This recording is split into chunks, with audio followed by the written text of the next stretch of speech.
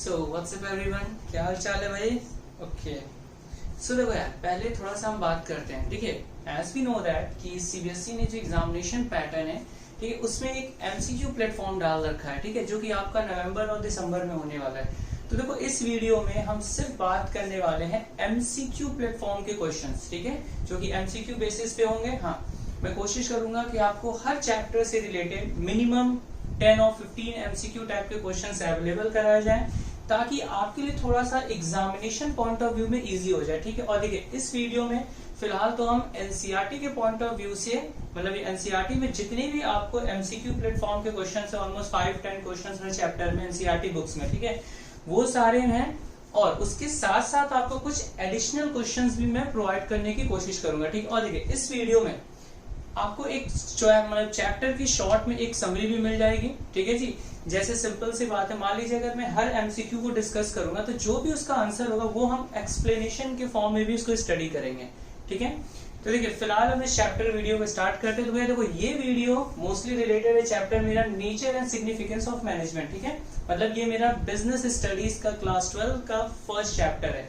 चलो, थोड़ा सा हम एमसीक्यू प्लेटफॉर्म स्टार्ट करते हैं। सबसे पहला भैया क्वेश्चन क्या कहता है हमारा, What is which is not a function of management of following, यानी इसमें से कौन सा ऐसा है जो मैनेजमेंट का फंक्शन नहीं है। तो देखो भैया, as we know that management के टोटल 5 फंक्शन होते हैं, ठीक है। प्लानिंग, ऑर्गेनाइजिंग, स्टाफिंग, डायरेक्टिंग और कंट्रोलिंग, ठीक है। प्लानिंग में हम क्या करते हैं, मोस्टली प्लान्स को से मतलब आइडेंटिफाई करते हैं, या फिर कह सकते हैं एक तरह से हम फाइंड आउट करते हैं डिफरेंट अपॉर्चुनिटीज।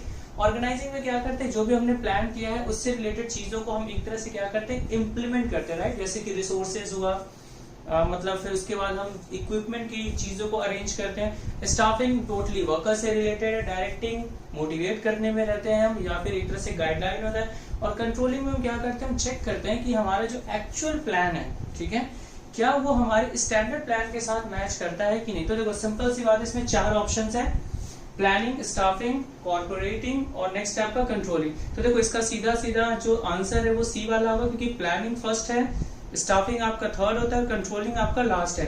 लेकिन कॉर्पोरेटिंग जो है वो एक फंक्शन नहीं है। हाँ, कॉर्पोरेटिंग क्या होता है, देखो ये एक तरह से मोटिवेशन का टेक्निक है, तो भैया इसमें आपका ये सही है। नेक्स्ट दूसरा, management is an art, science या बोथ, आर्ट एंड साइंस या फिर नन ऑफ दीज। तो देखो, मैनेजमेंट भैया क्या होता है, दोनों चीजों को फॉर्म करता है, आर्ट और साइंस दोनों। साइंस इसलिए होता है क्योंकि हम सिस्टमैटिक वे में हम चीजों को अरेंज करते हैं, रिसोर्सेज का प्रॉपर एलोकेशन करते हैं।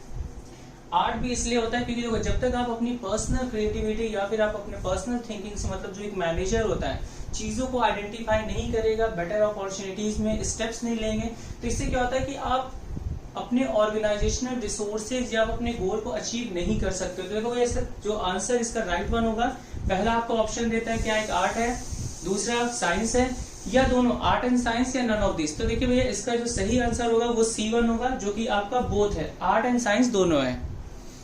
नेक्स्ट है मेरा तीसरा, the following is not an objective of management. देखिए, ऑब्जेक्टिव क्या नहीं है इसमें से मैनेजमेंट का, अर्निंग प्रॉफिट ऑब्जेक्टिव होता है मैनेजमेंट का, क्योंकि मोस्टली हम अपने मैनेजमेंट या फिर जो भी चीजों को अरेंज करते हैं अपने प्रॉफिट को ग्रो, मतलब अर्न करने के लिए। ग्रोथ ऑफ द ऑर्गेनाइजेशन, देखो ग्रोथ ऑफ ऑर्गेनाइजेशन भी कंपलसरी होता है। प्रोवाइडिंग एम्प्लॉयमेंट, ये भी एक है।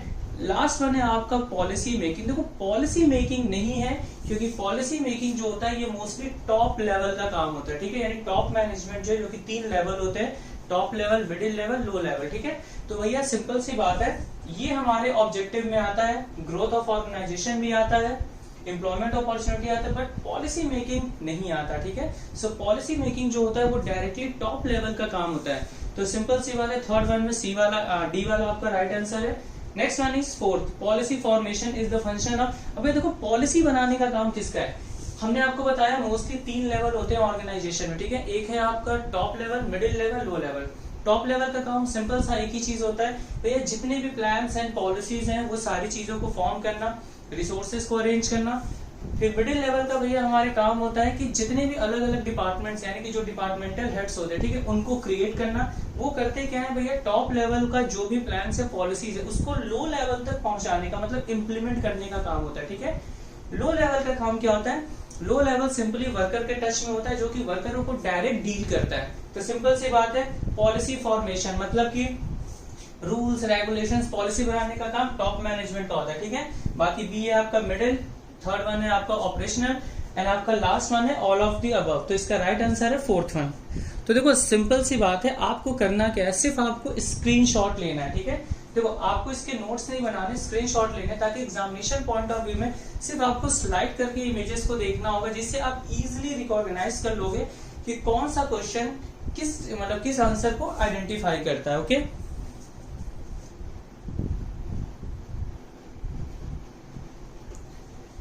ओके चलिए अब हम अगले क्वेश्चन की तरफ बढ़ते हैं, जो कि मेरा 5वां क्वेश्चन क्या कहता है, कोऑर्डिनेशन इज। देखो कोऑर्डिनेशन होता क्या है, कोऑर्डिनेशन का मतलब सिंपली होता है जब मैनेजर क्या करता है, जितनी भी अलग अलग ग्रुप्स हैं, ठीक है, या जितनी भी अलग अलग डिपार्टमेंट हैं, जब सारे डिपार्टमेंट्स के वर्कर्स को सिंक्रोनाइज मतलब कि एक तरफ करता है, ताकि ऑर्गेनाइजेशनल गोल को अचीव किया जा सके।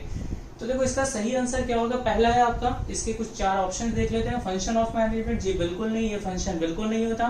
The essence of the management, हाँ इसको भी साइड में रख लो। नेक्स्ट है आपका एन ऑब्जेक्टिव ऑफ मैनेजमेंट, जी नहीं ये भी बिल्कुल नहीं होता, क्योंकि ऑर्गेनाइजेशन के मोस्टली 3 ऑब्जेक्टिव होते हैं, इकोनॉमिक होता है, सोशल होता है, पर्सनल होता है, तो ये तो है ही नहीं, नन ऑफ द अबव, ये चीज ठीक है। अब देखिए अब आपको सिंपल इसका सही आंसर क्या है, बी वाला है, यानी कि ये एक इंपॉर्टेंट फंक्शन है, क्योंकि बिना कोऑर्डिनेशन के आप जितने भी अलग अलग फंक्शन है, ठीक है, देखो मोस्टली 5 फंक्शन होते हैं, planning, organising, staffing, directing, controlling, ये 5 फंक्शंस आप बिना कोऑर्डिनेशन के कभी भी परफॉर्म नहीं कर सकते हो, इसलिए इसका जो सही आंसर होगा वो आपका B1 होगा, ठीक है।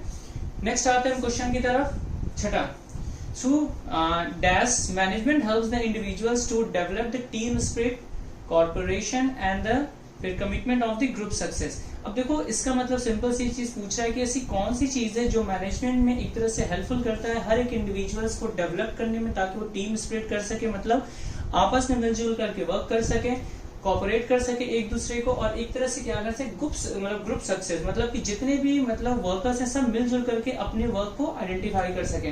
तो देखो कोऑर्डिनेशन आप एक तरह से कह नहीं सकते हो, क्योंकि कोऑर्डिनेशन क्या करता है, सिर्फ ग्रुप्स को कलेक्ट करता है या फिर इकट्ठा करता है, ठीक है। नेक्स्ट है आपका कंट्रोलिंग बिल्कुल नहीं है, क्योंकि कंट्रोलिंग का काम क्या होता है भैया, जो आपने स्टैंडर्ड था, मतलब जो आपने प्लान किया था, जब हम उसको रियल यानी कि हम एक्चुअल प्लान के साथ कंपैरिजन करते हैं। सुपरविजन का मतलब सिंपल सा एक चीज होता है कि जब भी वर्कर वर्क को परफॉर्म कर रहा होता है, तो उस टाइम जो उसको लीड यानी कि जो उसको इंस्ट्रक्शन दी जाती है वो सुपरविजन में आता है। नेक्स्ट है आपका मोटिवेशन एंड लीडरशिप, तो आप ये कह सकते हो कि इसका मोटिवेशन एंड लीडरशिप आंसर हो सकता है, या फिर इसका ये चीज आंसर होगा, ठीक है। नेक्स्ट आता है मेरा नेक्स्ट वन 7th वाला है मेरा। 7th वाला भैया क्वेश्चन क्या कहता है, फॉरमैन एंड द सुपरवाइजर्स, ठीक है। अब देखो भैया फॉरमैन एंड सुपरवाइजर कहाँ होते हैं, ये सबसे लो लेवल होता है, जो कि वर्कर के सबसे क्लोज होते हैं, ठीक है, जो कि सुपरवाइजर्स यानी जो वर्कर को सुपरवाइज करते हैं, यानी कि इंस्ट्रक्शंस देते हैं, कंट्रोल करते हैं। तो देखो भैया इसका सिंपल सा है, 3 लेवल है, मैंने आपको पहले बताया, top level, middle level, low level. तो भैया ये मेरा लो लेवल में आएगा, ठीक है। पहला है आपका टॉप लेवल, बिल्कुल नहीं है, मिडिल लेवल में बिल्कुल नहीं है, ऑपरेशनल लेवल में आता है, जिसको हम लो लेवल भी कहते हैं, ठीक है, या आप इसको एक तरह से सुपरवाइजर लेवल भी कह सकते हो, एंड नन ऑफ दिस, तो ये तो होना ही नहीं है। नेक्स्ट है आपका 8वां देखो भैया क्या कहता है, economic objective does not include. देखो इकोनॉमिक ऑब्जेक्टिव पहले होता क्या है, इकोनॉमिक ऑब्जेक्टिव का मतलब होता है सिंपली पैसा कमाना, यानी जो ऑर्गेनाइजेशन प्लान करती है कि किस तरीके से वो as much as profit earn कर सके विद इफेक्टिव यूज, या फिर कह सकते हो ऑप्टिमम यूज ऑफ रिसोर्सेज। तो देखो भैया इकोनॉमिक ऑब्जेक्टिव में 3 चीजें होती है, right, growth, profit, survival, profit, growth, ठीक है, ये 3 चीज इकोनॉमिक एक्टिविटी का पार्ट है। तो यहाँ पे देख लेते हैं भैया आंसर क्या क्या चीजें बताता है हमें, survival, employment opportunity, profit, growth. तो देखो मैंने आपको 3 चीजें बताया कि 3 चीजें तो आपकी है ही हैं। पहला है आपका सर्वाइवल, नेक्स्ट है आपका प्रॉफिट, और लास्ट वन है आपका ग्रोथ। तो देखो एम्प्लॉयमेंट अपॉर्चुनिटी बिल्कुल नहीं होता, क्योंकि एम्प्लॉयमेंट अपॉर्चुनिटी जो है वो सोशल ऑब्जेक्टिव का पार्ट होता है, ठीक है। तो ये आपका इसका बी वाला आंसर सही है। Okay, now let's move for the next question, ठीक है। देखो नेक्स्ट क्वेश्चन क्या कहता है भैया, production manager was able to produce the desired output with a minimum cost, यानी एक जो प्रोडक्शन मैनेजर है वो क्या करता है भैया, ठीक है, वो एबल है यानी गुड्स को प्रोड्यूस करता है मिनिमम कॉस्ट पे, but not with in the required time, यानी जो टाइम पीरियड दिया गया था उस टाइम पीरियड के अंदर में नहीं, लेकिन उसने रिसोर्स का मिनिमम कॉस्ट पे किया है। तो सिंपल सा इसका आंसर हो जाएगा आपका फर्स्ट वन, यानी इफेक्टिव ओनली। देखो इफिशिएंट नहीं कह सकते हो, क्योंकि इफिशिएंट में क्या होता है, यानी कि आप अपने वर्क को टाइम पे कंप्लीट करते हो, लेकिन आप रिसोर्स का मैक्सिमम यूज करते हो। ठीक है, तो ये पॉइंट तो ऐसे ही कट जाना है। नेक्स्ट है आपका नेक्स्ट पॉइंट है आपका इफेक्टिव ओनली। इफेक्टिव ओनली तो ये होगा क्योंकि इसमें क्या है, रिसोर्स का कम से कम यूज होता है, टाइम डजंट मैटर्स। ठीक है, वो तो होने से रहा नहीं, तो आपका first one is the right one. Next है आपका the process by which a manager synchronizing the activities of a different department is known as, बहुत सिंपल, मैंने आपको अभी प्रीवियस क्वेश्चन में ही बता दिया था कि जब आप डिफरेंट डिपार्टमेंट का वर्क को सिंक्रोनाइज करते हैं, मतलब ग्रुप करते हैं, तो उसको कोऑर्डिनेशन बोलते हैं। तो इसका सीधा सीधा आंसर आपको ए वाला मिल जाना है।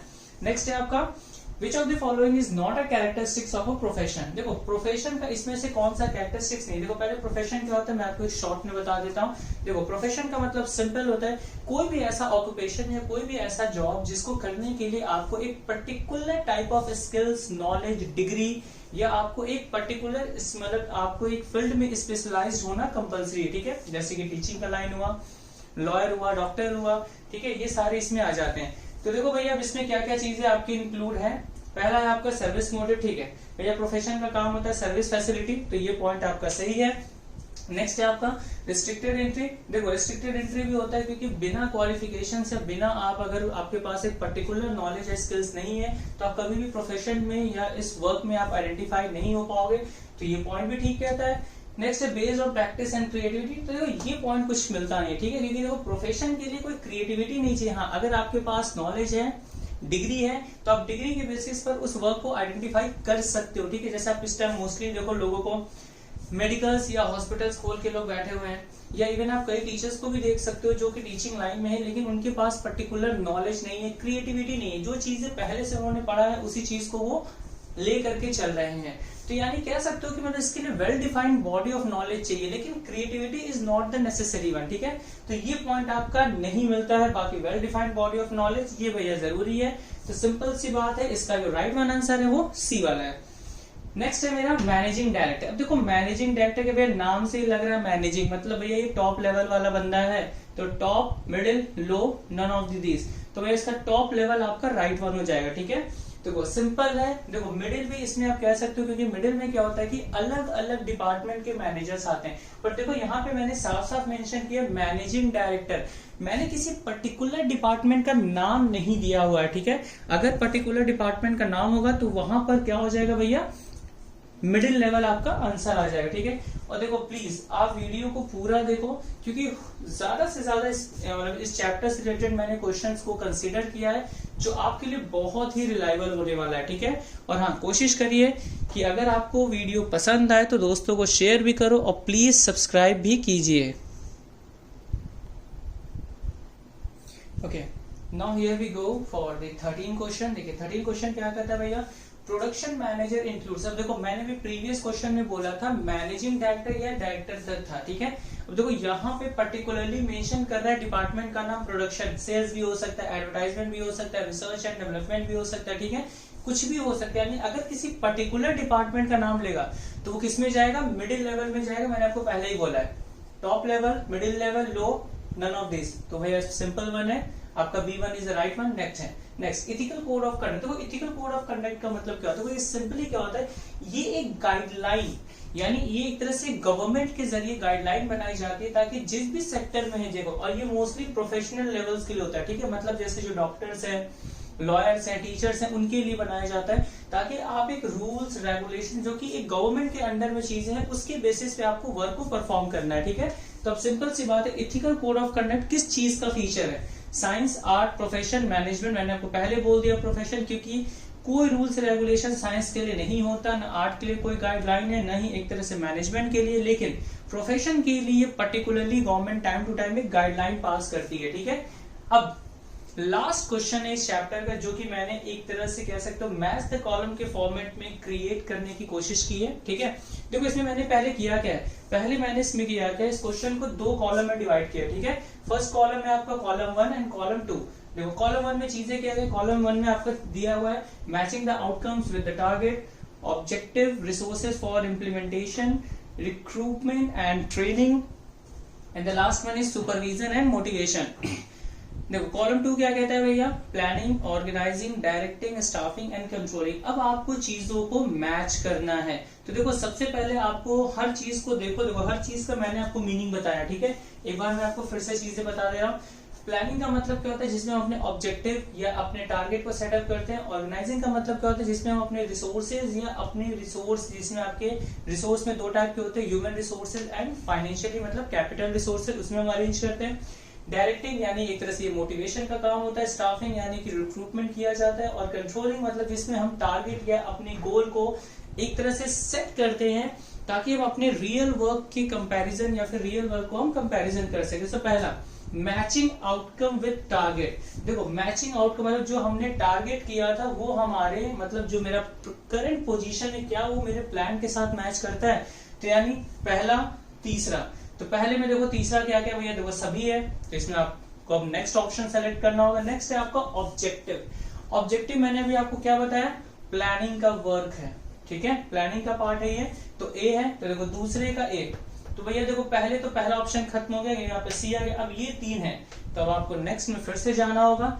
नेक्स्ट है रिसोर्सेज फॉर इम्प्लीमेंटेशन, यानी हम रिसोर्सेज को क्रिएट करते हैं इम्प्लीमेंटेशन के लिए। तो देखो तीसरे का राइट वन आंसर, देखो अभी मैंने आपको क्या बताया कि हम अपने रिसोर्स को कंपेयर करते हैं, इम्प्लीमेंट करते हैं। रिसोर्स मेरे क्या क्या है, कैपिटल रिसोर्स और जो कि हमारे मटेरियल रिसोर्स यानी कि जिसमें लेबर्स आ जाते हैं सारे। तो भैया ये मेरा ऑर्गेनाइजिंग से मिलता है, ठीक है।